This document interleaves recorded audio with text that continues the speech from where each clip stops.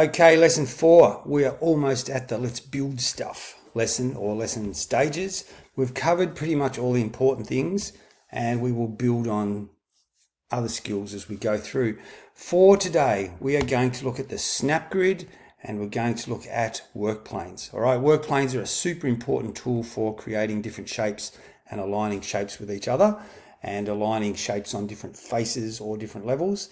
So we're going to look at temporary work grids, workplanes that are created by a shape when you drag it in.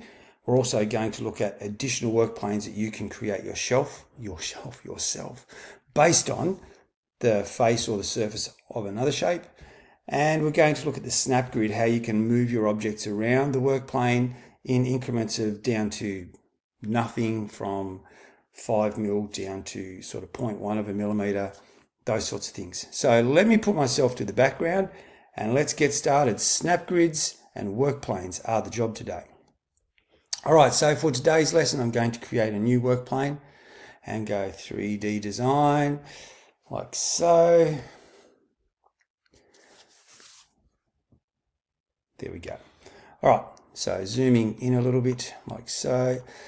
And you'll find that when I drag a shape onto the workplane, it does this. It just sits it in the workplane like so. And the workplane has all these little checkers. And if you haven't worked this out, if you're a teacher, you'll probably go, that's just like the maths books that the kids use. And you're right, it is. Each one of these boxes is 1 millimeter in size. So this is a 1 centimeter by 1 centimeter grid, 10 by 10. So it's 1 centimeter square.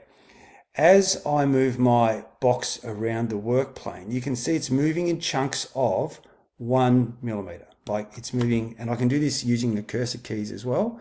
Just left mouse, flip, using the cursor to move it backwards and forwards, left and right, and it's going in chunks of 1 millimeter. Let me move this out of the way.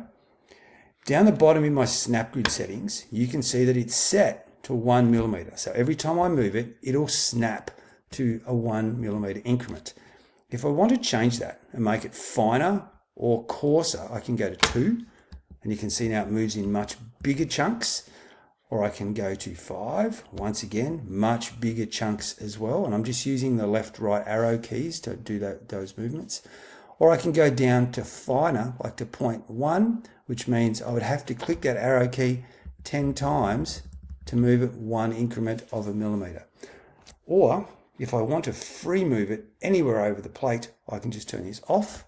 And then I can just drag it without it locking or snapping to any particular part of the grid. I do find snap being off helpful in some instances, but when we're aligning shapes to each other, it's also really helpful to know that they've snapped. You might have one shape that's snapped to this part of the grid, and you can snap this shape to this part of the grid and know that they're exactly aligned and touching each other. All right, so it's up to you how you do your snap settings. I'm going to leave it at 1 millimeter for this session, and I'm going to zoom in like so, focusing on my shape. Zooming out a bit more now, actually. All right, so that is the snap grid and a little bit on the workplane. The workplane we get from standard is the one that we changed in our settings, and mine's 256 by 256.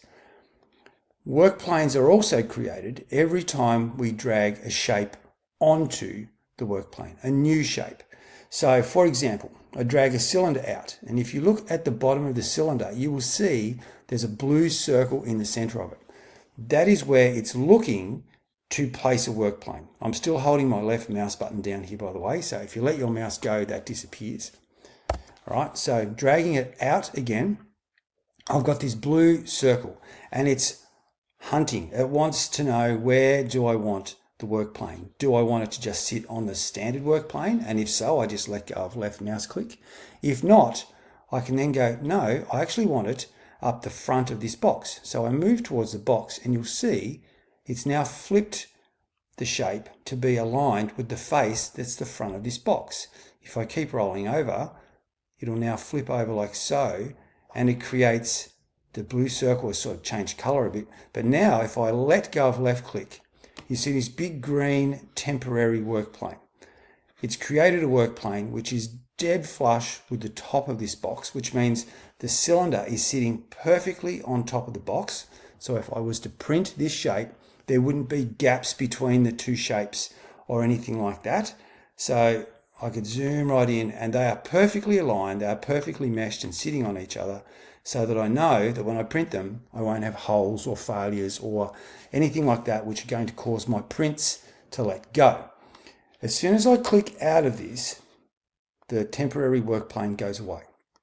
All right, so you just go, you just have a look and just go, well, okay, that's good. I've done this work plane.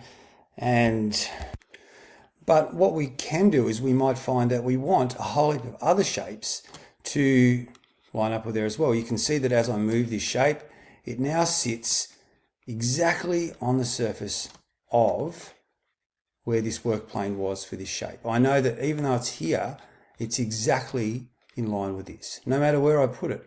But that doesn't mean it's going to print well unless I put it over here. So there are a few things we can do. You might have dragged a shape out, put it on the work plane, let it go, and gone, oh, I actually wanted it to be there. You've let go of things. Now you could do the obvious and just go blow it and delete it and try again, dragging it out like so. That would be one option. The other option is you could have a shape that's fairly complicated at this point, and you go, well, I'm going to drag another shape out like so, this one, and I've let it go, and you can see the shadow around it, and it's still touching the work plane. It's just because it's a sphere, but I want it up here. And this is where the cruise tool comes in handy. So we've got, here we go. So let's have a look, see. We are going to click on this shape here, and we're going to click the magnet, which is our cruise tool.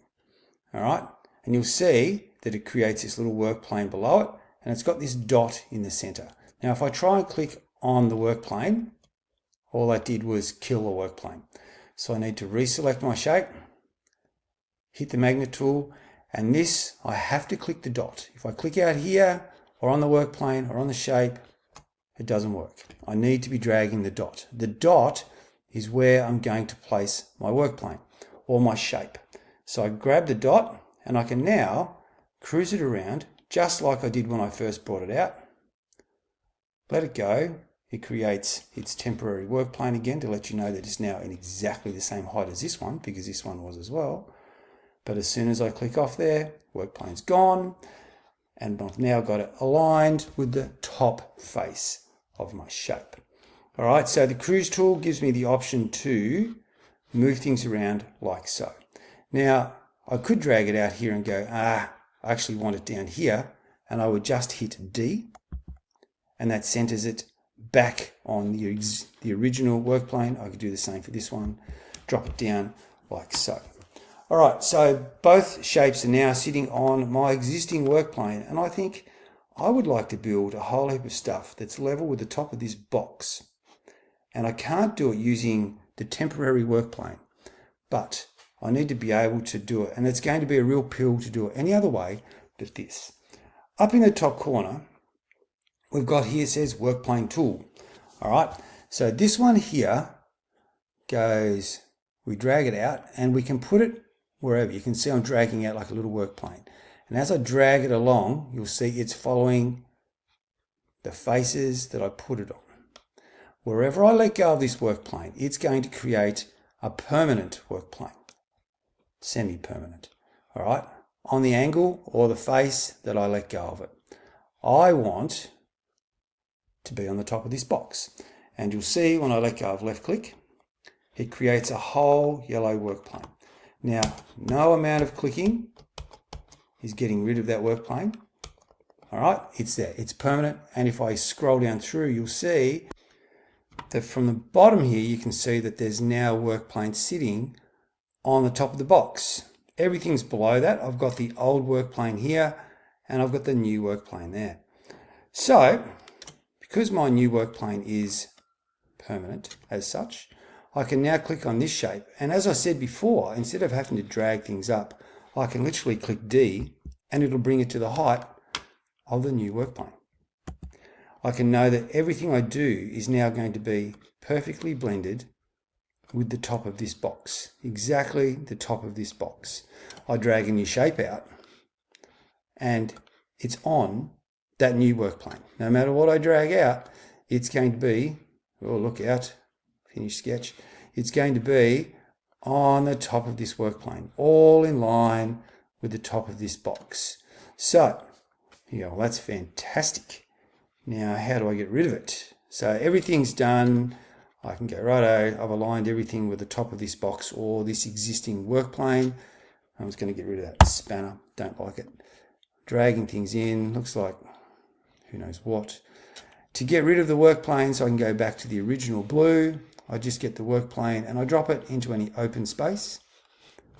And I go back to my original workplane like so.